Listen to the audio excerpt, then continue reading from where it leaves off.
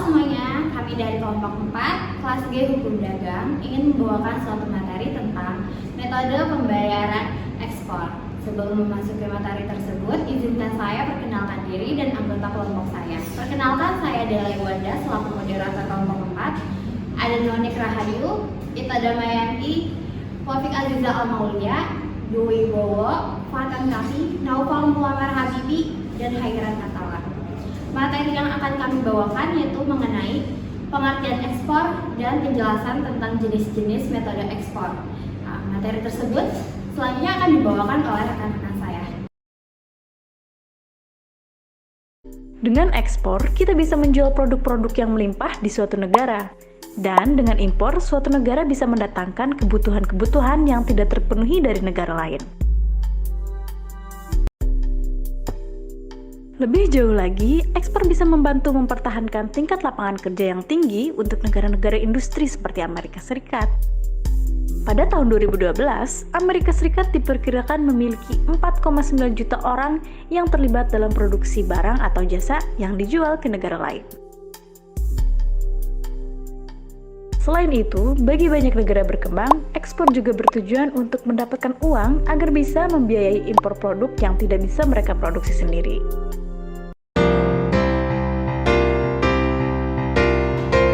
Sebelum masuk pada pembahasan utama, di sini saya akan sedikit menjelaskan mengenai apa itu ekspor. Dan seperti yang kita ketahui bahwa ekspor itu adalah langkah legal dalam perdagangan yang melibatkan pengiriman barang atau komoditas dari suatu negara ke negara lain. Dan pada umumnya ekspor ini melibatkan tindakan mengeluarkan produk dari negeri asalnya untuk dikirimkan ke negara tujuan. Dan proses ekspor ini seringkali memerlukan keterlibatan dari beberapa instansi bea cukai, baik dari negara pengirim maupun negara penerimanya. Dan menurut pasal 1 ayat 9 bab 1 Undang-Undang Nomor 32 tahun 1964 tentang peraturan lalu lintas devisa bahwa ekspor ini adalah pengiriman komoditi keluar Indonesia dari peredaran. Sedangkan menurut Undang-Undang Nomor 17 tahun 2006 tentang kepabeanan, ekspor adalah kegiatan mengeluarkan barang dari daerah pabean. Dan pada peraturan pemerintah nomor 10 tahun 2021, ekspor ini merupakan kegiatan mengeluarkan barang di daerah pabean. Dan apa sih itu daerah pabean?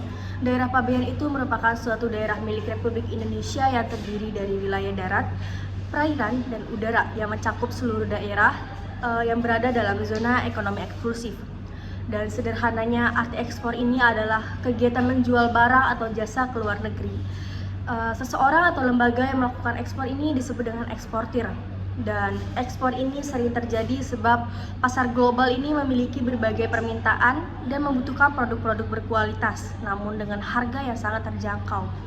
Aktivitas ekspor biasanya terjadi ketika suatu negara sudah mampu memproduksi barang atau jasa dengan jumlah yang besar dan kebutuhan dalam negeri sudah tercukupi. Dan semakin sering suatu negara melakukan ekspor, maka akan semakin besar pula keuntungan devisa yang diperoleh. Kegiatan ekspor ini mampu menciptakan permintaan efektif baru yang memuat barang-barang di pasar dalam negeri, mencari inovasi untuk menaikkan produktivitas. Kegiatan ekspor juga bisa meningkatkan pertumbuhan ekonomi dan memperluas pasar di seberang lautan bagi barang-barang tertentu. Dan ekspor juga memiliki beberapa manfaat. Yang pertama ada jangkauan pasar yang menjadi lebih luas. Yang kedua yaitu semakin tingginya pendapatan negara. Yang ketiga yaitu dapat menumbuhkan berbagai industri dalam negeri. Yang keempat yaitu dapat mengendalikan harga produk dalam negeri. Dan yang terakhir yaitu dapat membesarkan nama bangsa Indonesia.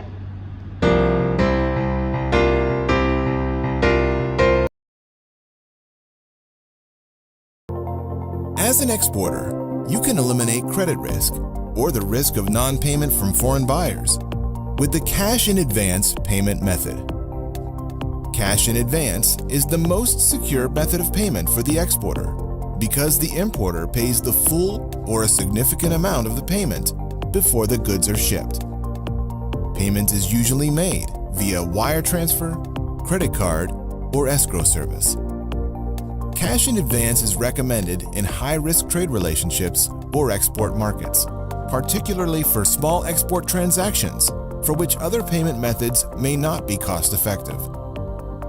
Cash in advance is also less burdensome than a letter of credit and has less risk for the exporter than an open account trade.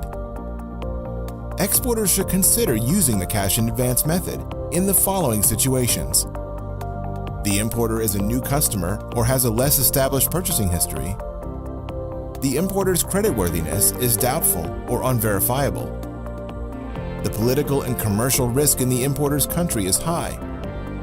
Or the exporter's product is unique, not available elsewhere, or in heavy demand. Selanjutnya, kita akan masuk ke dalam jenis-jenis sistem pembayaran ekspor. Ada apa sajakah? Yang pertama adalah cash in advance atau advance payment, yakni pembayaran di muka, di mana importir harus membayar seluruh ataupun separuh dari total nilai barang kepada eksportir. Menurut Kementerian Perdagangan, advance payment merupakan pembayaran langsung kepada eksportir sebelum barang yang dipesan dikirimkan. Bagaimanakah mekanisme pembayaran advance payment ini? Ada 4 tahap. Yang pertama, di mana pembeli atau importir melakukan kesepakatan dengan eksportir tentang berapakah persenan yang harus dibayar terlebih dahulu ataupun kapan pelunasannya. Kedua, apabila telah terjadi kesepakatan, importir menunjuk notaris untuk membuat advance payment bond. Kemudian, notaris menyusun advance payment tersebut dan diserahkan kepada eksportir untuk ditandatangani. Dan yang terakhir, advance payment bond yang sudah ditandatangani diserahkan kepada importir. Setelah sebelumnya saya menjelaskan tentang persenan atau berapakah yang harus dibayar. Nah, kemudian sebenarnya berapa sih yang harus dibayar dalam sistem pembayaran advance payment ini? Dalam sistem pembayaran advance payment, importir dapat membayar seluruh ataupun 100% dari total nilai barang. Namun, opsi ini banyak dihindari karena risiko yang cukup tinggi bagi importir. Lalu, apabila tidak ingin membayar 100%, berapakah yang harus dibayar? Itu kembali lagi kepada kesepakatan antara importir dan eksportir. Ada beberapa opsi yang dapat dipilih atau yang dapat diberikan. Yang pertama, membayar secara 25%, 75%, atau 40%, 60%, dan yang terakhir atau yang paling umum digunakan adalah membayar 50% dan 50% atau separuh dari total nilai barang. Kemudian, apabila tidak membayar secara seluruh atau separuh saja, kapankah pelunasan sisanya harus dibayarkan oleh importir kepada eksportir? Terdapat 3 opsi. Yang pertama, pada saat barang siap dikirimkan, di mana nanti importir akan diinfokan kepada eksportir saat barang siap dikirimkan, lalu dapat dilakukan pelunasan. Atau yang kedua, pada saat barang sudah dikapalkan, ini dapat dibuktikan dengan bill of lading. Dan yang terakhir, pada saat barang sampai di importir. Tentu pilihan yang terakhir merupakan opsi yang paling dihindari karena sama seperti pembayaran 100% memiliki banyak resiko. Kemudian bagaimanakah membayar atau bagaimanakah cara kita membayar apabila kita ingin menggunakan advance payment? Terdapat 2 metode. Yang pertama adalah telegraphic transfer. Secara simpel ini merupakan seperti transfer bank biasa, namun jaraknya adalah internasional dari 2 negara yang berbeda. Dan yang terakhir, bisa membayar secara tunai.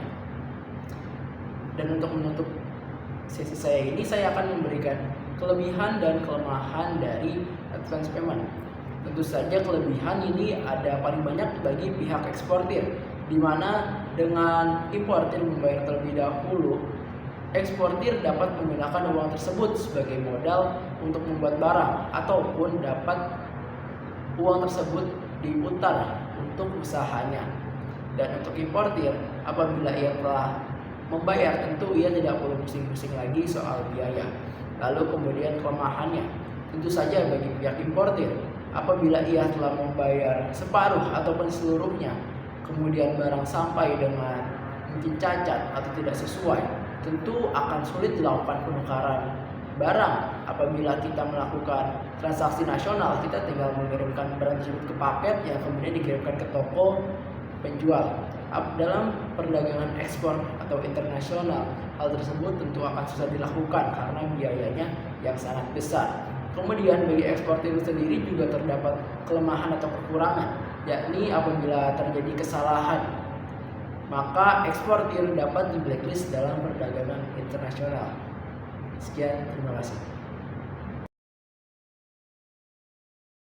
Metode kedua yaitu adalah open account, salah satu metode pembayaran dalam perdagangan internasional yang sudah seringkali digunakan, khususnya pada kegiatan ekspor dan impor, di mana importir tidak akan melakukan pembayaran sebelum menerima barang pesanannya.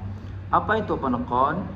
Dalam kegiatan perdagangan antar negara, bentuk pembayaran melalui rekening terbuka atau open account adalah sesuatu yang umum ditemui dengan menggunakan metode tersebut.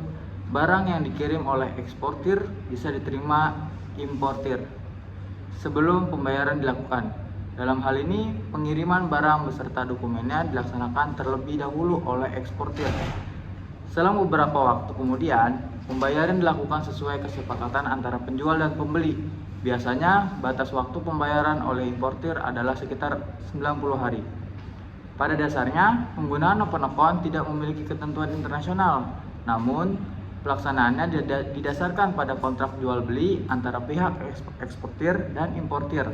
Maka dari itu, isi kesepakatannya harus dibuat dengan rinci dan jelas agar tidak terjadi salah tafsir. Umumnya, pembayaran melalui di open account dilakukan oleh partner bisnis di bawah naungan perusahaan yang sama. Metode tersebut biasanya diterapkan apabila kedua belah pihak memiliki hubungan bisnis yang relatif lama. Keuntungan open account: setelah mengenal tentang apa yang dimaksud dengan open account, perlu diketahui keuntungannya dalam bisnis. Menggunakan rekening terbuka sebagai alat pembayaran perdagangan internasional memiliki beberapa keuntungan, utamanya bagi pihak importir atau pembeli. Sebaliknya, metode tersebut memiliki risiko tersendiri bagi eksportir. Lantas, mengapa sistem open account masih tetap digunakan sebagai metode pembayaran atau oleh penjual atau eksportir? Pasalnya, pembeli atau importir sering menekan penjual untuk menggunakan sistem open account. Apabila tidak setuju dengan ketentuan yang diberikan, maka eksportir akan kalah dengan pesaingnya dan kehilangan pasarnya. Keuntungan open account untuk penjual: penerapan sistem open account adalah hal yang cerdas, hal yang cenderung berisiko bagi penjual. Namun demikian, pihak eksportir masih bisa mendapatkan beberapa keunggulan yang disediakan oleh jasa pembayaran tersebut. Beberapa keuntungan open account bagi penjual antara lain: yang pertama, peluang untuk mendapatkan harga jual lebih tinggi dibandingkan sistem penjualan collection atau letter of credit. Yang kedua, fondasi kuat bagi hubungan kerjasama antara penjual dan pembeli dalam jangka waktu yang lama. Pada dasarnya, penerapan sistem open account adalah cara efektif untuk meningkatkan persaingan dalam perdagangan internasional. Meskipun begitu, para eksportir diharapkan untuk tetap mempertimbangkan risiko ekonomi, politik, dan komersial untuk memastikan pembayaran diterima secara penuh dan tepat waktu. Keuntungan open account bagi pembeli: penggunaan rekening terbuka sebagai alat pembayaran perdagangan internasional umumnya menguntungkan pembeli. Dengan sistem tersebut, importir dapat memesan barang tanpa harus membayar terlebih dahulu kepada pihak eksportir. Dalam penerapannya, terdapat beberapa keuntungan open account bagi pembeli yang perlu diketahui. Berikut adalah sisi positif dari penggunaannya untuk importir atau pembeli dalam kegiatan perdagangan internasional. Yang pertama, pembeli dapat melakukan pembayaran setelah barang dijual kepada pihak ketiga. Yang kedua, pihak importir atau pembeli hanya perlu membayar biaya pengiriman dana kepada bank. Yang ketiga, open account tidak memberlakukan biaya penerbitan kepada pihak pembayar. Yang keempat, harga jual barang di pasar bersaing sehingga menggunakan pembeli atau importir. Dalam hal ini, salah satu contoh open account dalam suatu perusahaan melakukan kegiatan impor kertas dengan memesan barang terlebih dahulu. Kemudian produk akan dikirimkan bersamaan dengan dokumen terkait transaksi tersebut. Setelah itu, pembeli melakukan pembayaran sesuai dengan kesepakatan yang disetujui oleh kedua belah pihak. Cara kerja open account: setelah mengenal pengertian open account, dan keuntungannya, perlu diketahui bagaimana cara kerja sistem pembayaran tersebut.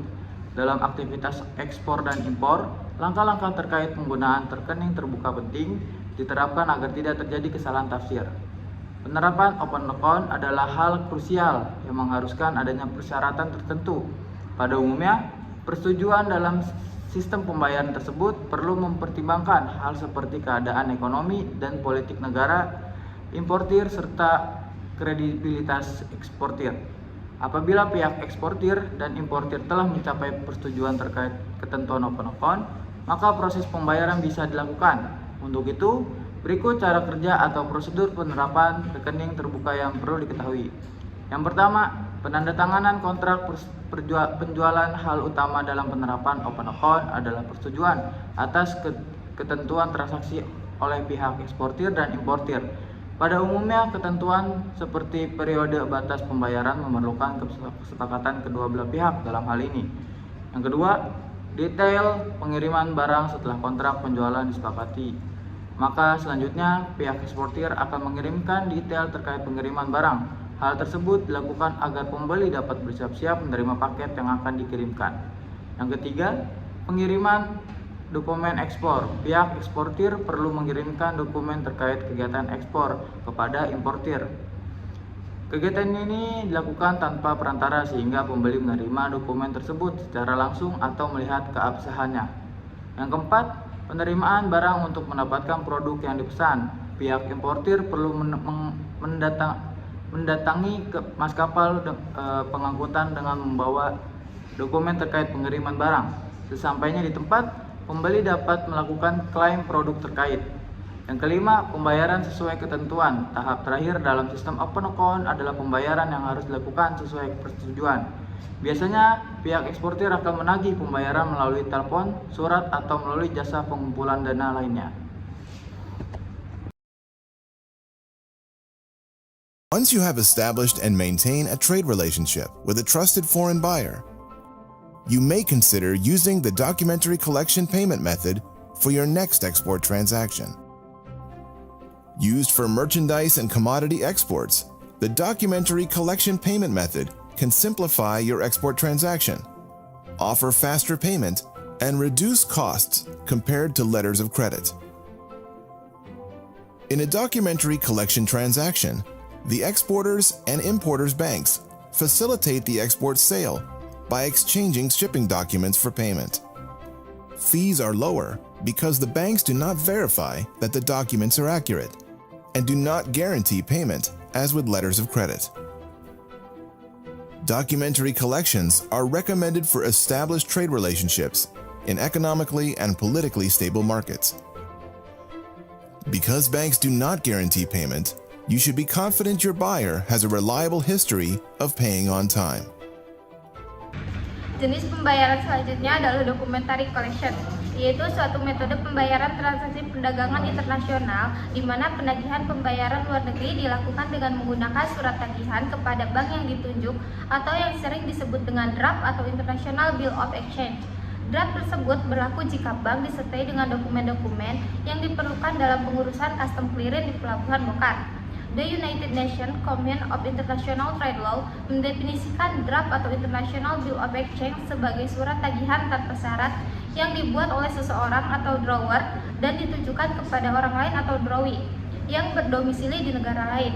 Pelaku yang terlibat dalam sistem pembayaran ini antara lain seperti drawer atau principal yaitu eksportir, drawee yaitu importir, remitting bank yaitu bank dalam negeri sebagai rekanan eksportir yang akan membuatkan draft, dan presenting bank yaitu bank di luar negeri yang akan menagihkan pembayaran kepada importir.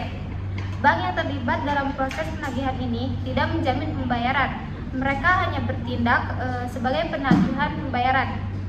Jenis collection di sini dibagi menjadi dua.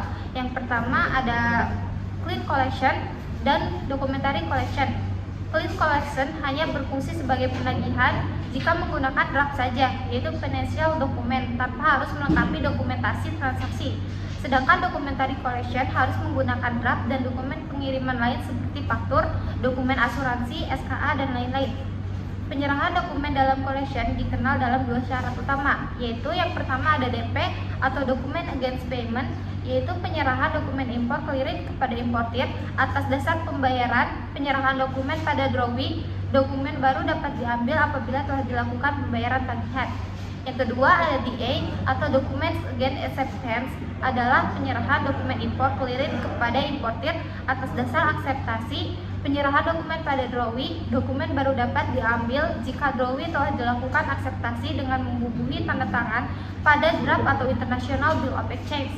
Setelah diakses, maka draft atau International Bill of Exchange dapat diserahkan pada drawer atau disimpan oleh bank, yaitu collection bank, untuk dijadikan pada tanggal jatuh tempo.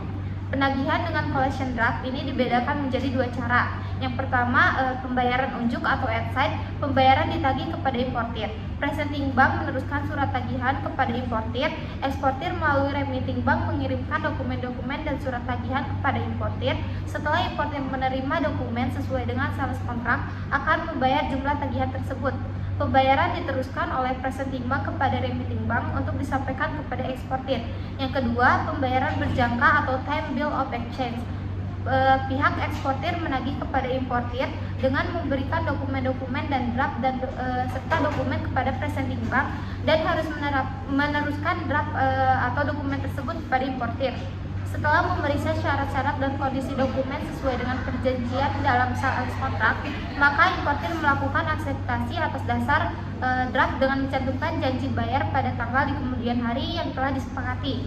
Berita akseptasi tersebut oleh presenting bank diteruskan kepada remitting bank, dan remitting bank menyampaikan berita akseptasi kepada eksportir. Pada tanggal jatuh tempo sesuai dengan janji akseptasi, importir membayar melalui presenting bank. Pembayaran tersebut diteruskan kepada presenting bank oleh remitting bank untuk meneruskan hasil pembayaran yang disebut dengan hasil collection kepada eksportir. Metode selanjutnya yaitu metode consignment, disebut juga sebagai metode konsinyasi. Metode konsinyasi sama dengan metode konsinyasi pada umumnya, yaitu penjual atau pemilik produk menitipkan suatu hal untuk dijual kepada penjual lain.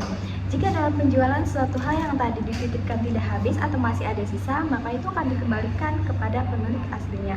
Sistem konsinyasi juga disebut sebagai suatu perjanjian dua pihak di mana salah satu pihak sebagai pemilik menyerahkan barangnya kepada pihak lain untuk menjualnya dan akan mendapatkan komisi yang sudah disepakati. Sistem konsinyasi ini lebih dijadikan sebagai metode hemat, pemasok pun akan mendapatkan keuntungan dari barang yang dijual sekaligus mendapatkan pelanggan tanpa harus melakukan proses pemasaran. Kelebihan metode konsinyasi: 1. Tidak perlu membeli atau menyewa toko maupun mempekerjakan karyawan untuk menjalankan toko.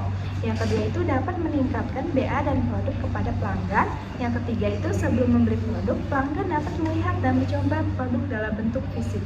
Yang keempat itu meski tokonya sebagai bisnis kecil, namun tokonya memiliki peluang yang lebih besar untuk masuk ke pasar yang lebih luas dan lebih kompetitif. Yang kelima itu membangun reputasi. Yang keenam tidak perlu melakukan biaya yang besar untuk penyimpanan. Yang ketujuh mudah untuk mengetahui mana yang laku dan tidak pada saat pengujian. Yang kedelapan itu produk akan lebih menonjol karena berbeda dari apa yang sudah dijualkan oleh penjual yang lain. Dan yang kesembilan itu berpotensi menjalin hubungan jangka panjang dengan penjual lain. Nah, kelemahan metode konsinyasi ini: 1. Tidak akan menerima pembayaran atau memperoleh keuntungan sampai penjual lain menjual produk Anda ke pelanggan. Yang kedua itu jika produk Anda tidak laku di toko, maka Anda harus mengambil kembali dan menjualnya di tempat lain. Yang ketiga itu tidak setiap jenis produk cocok dengan penjualan konsinyasi. Yang keempat itu apabila produk rusak atau tidak laku, yang mana hal tersebut di luar kendali Anda, maka bisa kehilangan uang penjualan. Karena yang menanggung sebagian besar risiko dalam hubungan ini adalah pemiliknya. Penjual lain mungkin tidak aktif menjual atau mempromosikan produk Anda. Tips menjalankan produk konsinyasi: 1. Buatlah perjanjian yang saling menguntungkan. Tips untuk mencapai keberhasilan hubungan ini adalah kedua belah pihak harus terbuka dan jelas satu sama lain mengenai penjualan. Yang kedua itu tentukan kecocokan toko dengan produk Anda. Jika Anda pemilik produk, penting untuk memilih penjual lain yang cocok untuk produk Anda untuk meningkatkan peluang untuk penjualan. Dan cari toko konsinyasi yang menjual barang dagangan umum yang sama dengan dagangan yang Anda hasilkan. Yang ketiga itu pastikan produk Anda ditampilkan dengan baik. Bahkan di dalam toko Anda perlu memastikan bahwa produk Anda dilihat oleh banyak pelanggan. Produk Anda memiliki peluang lebih kecil untuk dibeli dan berada di sudut lain paling jauh dari toko yang hampir tidak pernah dikunjungi pelanggan. Pastikan juga dapat mengatur penempalan produk dalam etalase toko dalam perjanjian kerjasama. Dan yang keempat itu kenali produk Anda dengan baik. Pastikan Anda mengetahui secara mendalam tentang produk Anda dan periksa kualitas barang dagangan Anda. Pastikan tidak ada noda atau sobekan jika Anda menjual pakaian. The letter of credit. A letter of credit is a contractual commitment by the foreign buyer's bank to pay once the exporter ships the goods and presents the required documents to the exporter's bank as proof. By using a letter of credit, the exporter gets a guarantee of payment, while offering the importer reasonable payment terms. The importer gets a guarantee that their order has shipped before payment. The exporter should consult with their bank before the importer applies for the letter of credit. Ask about what type and size of export transactions are suitable for a letter of credit. How much does a letter of credit cost? Who pays the fees? How are disputes resolved between importer and exporter? Letter of credit merupakan metode yang dapat memenuhi salah satu keinginan eksportir dan importir. Eksportir menginginkan kepastian barangnya mendapat pembayaran sebelum hak kepemilikan barangnya diserahkan, sedangkan importir menginginkan agar barang yang dibeli dapat diterima dalam jumlah, kondisi, dan jadwal dengan sales kontrak. Importir pada dasarnya menginginkan agar tidak membayar terlebih dahulu sebelum barang yang dibeli diterima. Minimal mereka mendapat jaminan akan menerima barang yang dipesan. Kedua kepentingan yang saling bertolak belakang dapat ditemukan dalam metode pembayaran letter of credit. Aman bagi eksportir untuk memperoleh hasil penjualan barangnya importir, asalkan eksportir dapat menyerahkan dokumen-dokumen yang sesuai dengan syarat-syarat dalam LC tersebut. Dengan penerbitan LC ini, bank bertindak sebagai pengganti importir, yakni pihak yang memberikan kepercayaan dan kepastian kepada penjual bahwa yang diminta dalam LC sudah terpenuhi, maka diterbitkan ditunjukkan kepada eksportir. Merupakan fasilitas importir yang bersangkutan. Jika importir tidak dapat pembayaran, maka bank akan menanggung resiko, yakni melakukan pembayaran eksportir. Jaminan pembayaran yang pasti yang diterbitkan oleh bank atas penyerahan dokumen-dokumen yang sesuai syarat-syarat yang diminta dalam LC. Proses pembukaan LC sebagai berikut. Yang pertama ada importir meminta kepada bank devisanya untuk membuka sebuah letter of credit sebagai dana yang dipersiapkan untuk melunasi hutangnya kepada eksportir. Yang kedua, opening bank setelah menyelesaikan jaminan dana LC melalui bank korespondensinya di negara eksportir. Yang ketiga, advising bank setelah meneliti keabsahan amanat pembukaan LC itu kepada eksportir yang berhak menerima dengan surat pengganti dari advising. Bentuk letter of credit. Revocable letter of credit. Revocable letter of credit adalah LC yang dapat diubah atau dibatalkan setiap saat secara sepihak tanpa pengetahuan atau persetujuan pihak yang terkait. Irrevocable letter of credit. Letter of credit adalah LC yang tidak dapat diubah atau dibatalkan secara sepihak tanpa pemberitahuan atau persetujuan pihak yang lain. Sifat-sifat letter of credit. Restricted letter of credit adalah LC yang hanya dapat dinegosiasi diambil alih oleh bank yang namanya tercantum di dalam LC tersebut. Unrestricted letter of credit. Unrestricted letter of credit adalah suatu yang hanya dapat diambil alih oleh bank maupun juga yang dikehendaki oleh benefitnya. Jenis-jenis letter of credit. Yang pertama, atas dasar tenor jangka waktu pembayaran adalah suatu LC yang pembayarannya didasarkan atas asal unjuk dan pembayaran dapat diterima dalam waktu yang relatif singkat. Yang kedua, unrisk letter of credit. Kredit adalah suatu LC yang pembayarannya didasarkan atau wesel berjangka atau pembayaran yang baru dapat diterima waktu tertentu. Yang ketiga ada unchanged payment ex upas, merupakan salah satu pembiayaan yang diberikan oleh bank didasarkan atas kedua kepentingan berbeda, yaitu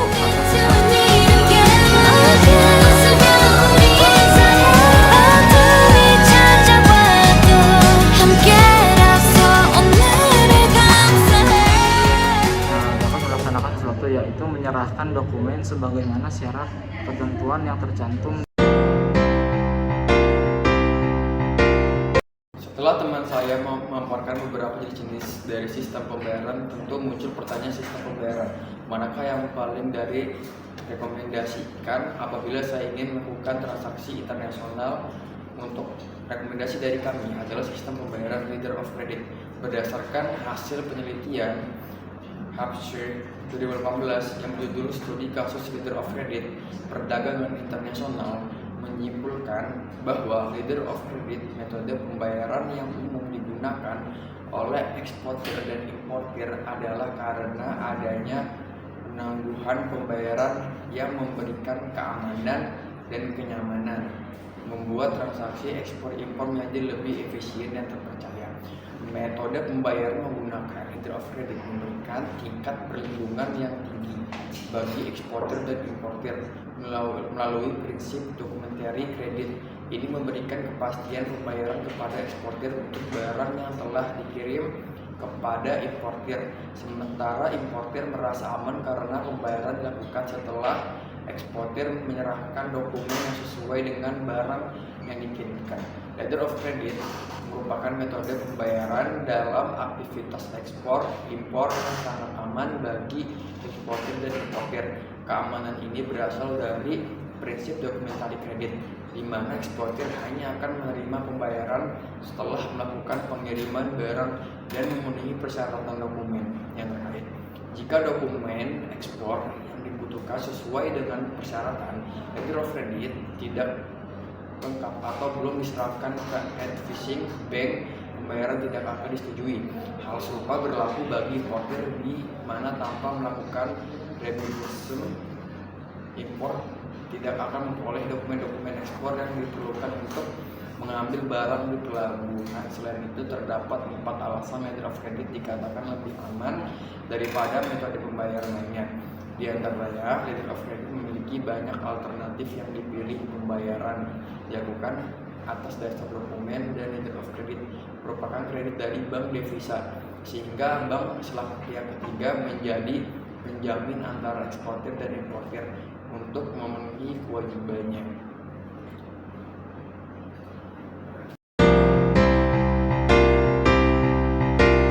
Dari pemaparan materi yang teman-teman saya bawakan, dapat disimpulkan bahwa ekspor merupakan langkah legal dalam perdagangan yang melibatkan pengiriman barang atau komoditas dari suatu negara ke negara lain.